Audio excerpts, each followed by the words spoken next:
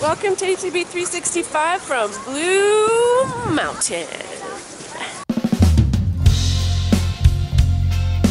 Alright, so we're hanging out in Blue Mountain.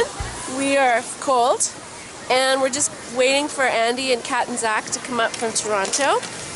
Whew. And then we're going to go skiing, have some dinner, cruise the village, go to the hot tub, you know, ski stuff. So yesterday we chatted a little bit about our programming with the new series and a little bit about the gurus that we're watching and mentors. So today we're going to be chatting about indie music and what that is.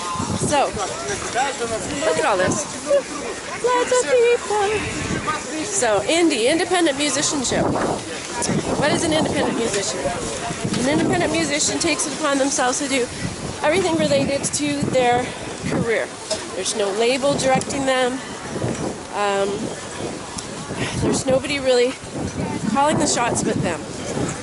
They may have a manager, they may have a publicist, they may have a producer. They don't necessarily have a label directing their career. Indie music, indie rock, indie folk, indie pop rock, indie jazz, indie classical. I'm sure there's indie everything. Some people think that indie would imply less produced, so not overproduced. Because I bet you could have indie electronica. I don't know, I've never seen it, but let's just say that you did. But the whole idea of indie is kind of like simple, not overproduced, not like anything heavy, studio-based, yes. High production quality, yes. But not with 30,000 musicians and a big bunch of samples thrown in there. Not with like a wall of sound. That's what my idea of indie music is. So, although our first album, Jane on Fire, felt like a wall of sound at times, it was super indie because we produced it. We produced it in our own studio with minimal stuff.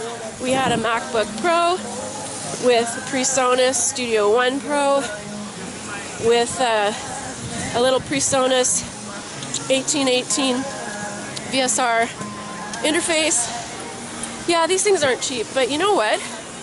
They're also not like big recording studio quality stuff. I know a lot of indie musicians who use Logic and, you know, who have bigger interfaces and such. And certainly now we are produced by MC2 Music Media, which is an indie production house in Toronto. And certainly their setup is a bit more involved than ours. But the end result is often very similar. So it really depends on the quality of what you're doing digitally.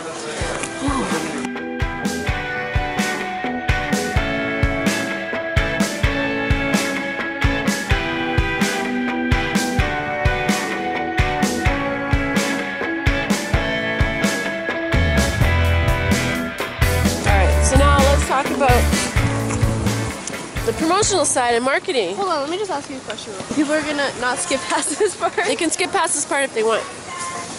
Do you think people are gonna skip past this part? I think so, because you talk like for like 20 minutes. No, but I'll cut it down. I'll edit it. So, okay, so the other thing about indie musicians is they have to do their own marketing. Whether you get a publicist to help you or not, it's a lot of work.